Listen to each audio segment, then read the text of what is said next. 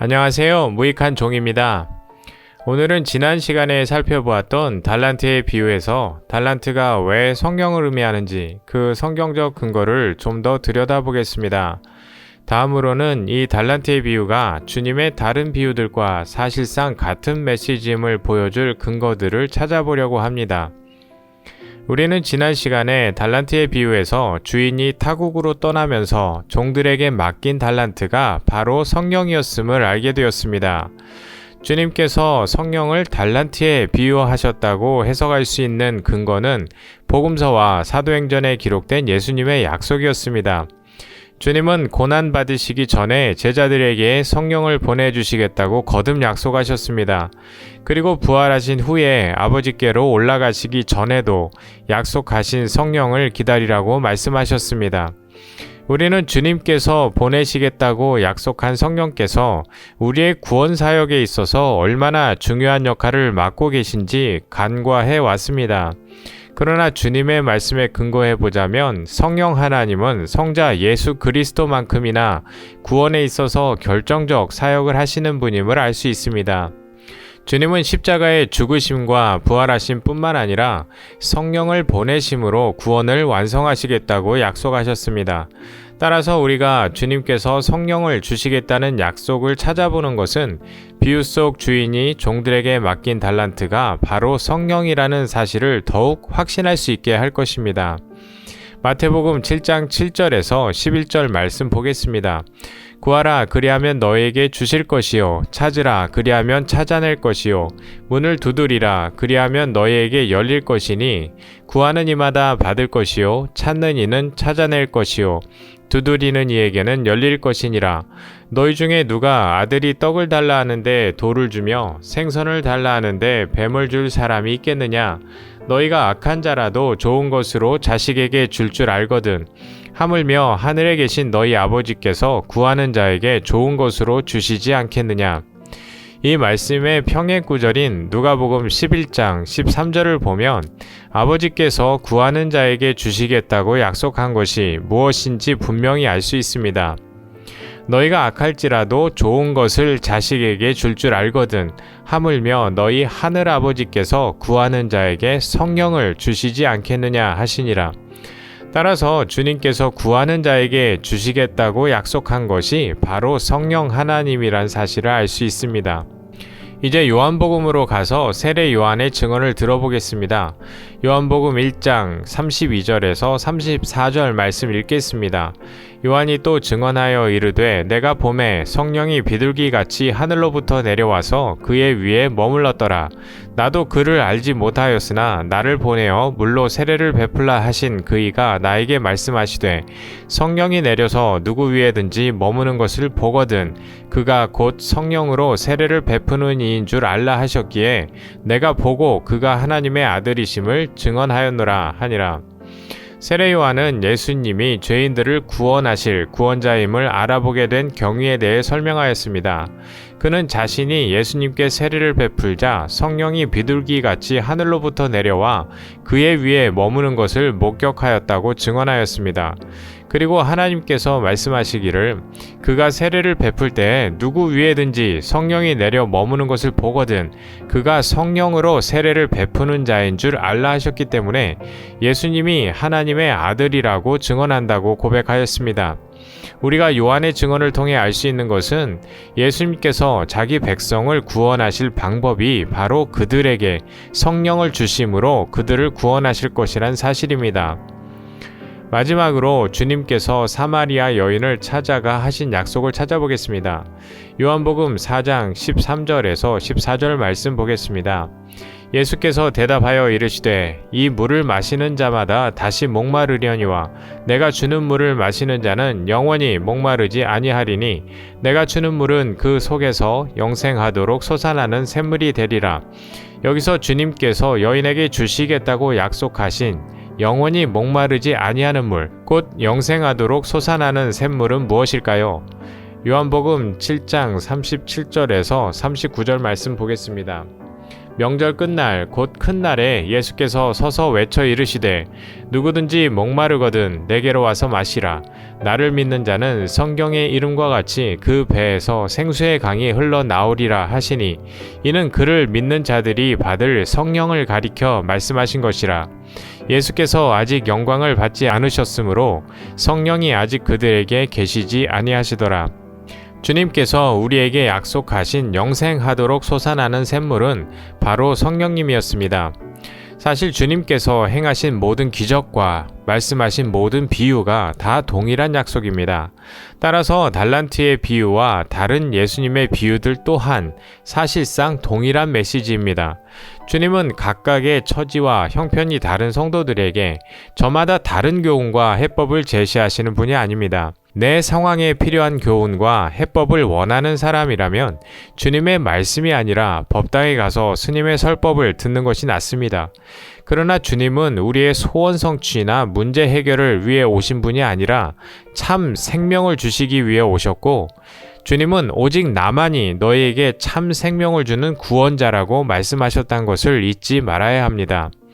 때문에 달란트 비유 하나 이해하기 위해 이렇게 여러 성경을 찾아보아야 하는 거냐고 불평하기보다는 어떻게 이 모든 비유들이 성령과 함께 우리 안에 찾아오셔서 우리와 한 몸이 되어주시겠다는 주님의 약속으로 들릴 수 있는지, 그 천국의 비밀을 허락해 주심에 놀라워하고 기뻐하셨으면 좋겠습니다. 달란트의 비유로 돌아와 살펴보겠습니다. 5달란트를 받은 자와 2달란트를 받은 종들은 장사하여 각각 5달란트와 2달란트를 남겼습니다. 이것은 그들이 주인에게 받은 것을 수량적으로 가치적으로 배가시켰다는 의미가 아니었습니다. 비유에서 종들이 달란트를 받아 장사를 했다는 것은 그들이 성령이라는 달란트를 받게 되자 자신들이 바로 하나님을 못 박아 죽인 장사꾼들임을 깨닫고 자신들이 못 박아 죽인 예수 그리스도 안에서 주님과 함께 죽은 자 되었음을 의미한다고 말씀드렸습니다. 그리고 그들이 달란트를 남겼다는 것은 이제는 성령과 함께 자신 안에 들어오셔서 영원히 연합하여 주신 예수님을 알아보게 되는 사건이라 말씀드렸습니다. 다시 말해 달란트를 받아서 그만큼의 달란트를 남겼다는 것은 성령 하나님을 받은 자들만이 자신들 안에서 영원히 한 몸 되신 성자 하나님을 발견하게 된다는 의미입니다. 따라서 종들에게 달란트를 맡겼던 주인이 돌아와 5달란트와 2달란트를 남긴 종들을 칭찬한 것은 그들의 충성된 삶이나 거룩한 행실을 칭찬하는 것이 아닙니다. 주인은 자신이 맡긴 성령으로 말미암아 죄인된 자들이 그리스도와 연합하여 함께 죽고 영원히 그들 안에 계신 예수님의 가치를 알아보게 된 성도를 기뻐하며 칭찬하는 것입니다. 이러한 사실은 그 주인이 달란트를 남겨온 종들을 칭찬하는 말을 들어보면 더욱 분명해집니다. 21절 말씀 보겠습니다. 그 주인이 이르되 잘하였도다 착하고 충성된 종아, 내가 적은 일에 충성하였음에 내가 많은 것을 내게 맡기리니 내 주인의 즐거움에 참여할지어다 하고, 지난번 불의한 청지기의 비유에 대한 메시지를 진지하게 들으셨던 분이라면 달란트의 비유에 나오는 주인의 이 말이 불의한 청지기의 비유를 해석하신 주님의 말씀과 비슷하다는 느낌을 받으실 것입니다. 누가복음 16장 10절에서 11절 말씀 보겠습니다. 지극히 작은 것에 충성된 자는 큰 것에도 충성되고 지극히 작은 것에 불의한 자는 큰 것에도 불의하니라. 너희가 만일 불의한 재물에도 충성하지 아니하면 누가 참된 것으로 너희에게 맡기겠느냐. 저는 이 비유에 대한 해석에서 지극히 작은 것에 충성된 자란 바로 불의한 재물에 충성된 자, 곧 9절에 언급된 불의의 재물로 친구를 사귄 자들을 의미한다고 말씀드렸습니다. 그리고 불의의 재물로 친구를 사귄 자들이란 주님이 주신 성령을 받고 나서 자신이 바로 주님을 십자가에 못 박아 죽인 불의의 재물이 가득하던 죄인임을 깨달은 자를 의미한다고 해석했습니다. 따라서 달란트의 비유에 나오는 주인에게 적은 일에 충성하였다고 칭찬받은 종들과 불의한 청지기의 비유에 나오는 지극히 작은 일에 충성된 자들은 모두 성령을 받아 자신의 죄가 무엇인지 깨닫고 주님과 함께 십자가에 못 박힌 자들을 의미하는 것입니다. 그리고 달란트의 비유에서 적은 일에 충성한 자에게 주인이 맡기겠다고 약속한 많은 것과 불의한 청지기의 비유에 언급된 큰 것, 그리고 참된 것은 바로 예수 그리스도 자신을 의미하는 것입니다. 제 능력이 부족하여 더 쉽게 설명드리지 못하는 점이 아쉽습니다만 성경을 펼쳐서 비교하며 보시면 더 분명히 이해되실 것이라 생각합니다. 달란트의 비유가 다른 비유와 동일한 교훈임을 보여주는 근거를 하나 더 찾아보겠습니다. 주인은 한 달란트를 받아 땅에 묻어두었다가 한 달란트 그대로 주인에게 가지고 나온 자의 것을 빼앗아 10달란트 가진 자에게 주어버렸습니다. 그리고 이렇게 말하였습니다. 29절 말씀 보겠습니다. 무릇 있는 자는 받아 풍족하게 되고 없는 자는 그 있는 것까지 빼앗기리라. 주님은 이와 동일한 말씀을 다른 비유에도 덧붙여 말씀하신 적이 있습니다. 주님은 마태복음 13장에서 큰 무리들에게 씨 뿌리는 비유를 말씀하셨습니다. 제자들은 주님께 비유로 말씀하시는 이유를 물었습니다. 그때 주님은 제자들에게 이렇게 대답하셨습니다. 마태복음 13장 11절에서 12절 말씀 읽어보겠습니다. 천국의 비밀을 아는 것이 너희에게는 허락되었으나 그들에게는 아니 되었나니 무릇 있는 자는 받아 넉넉하게 되되 없는 자는 그 있는 것도 빼앗기리라.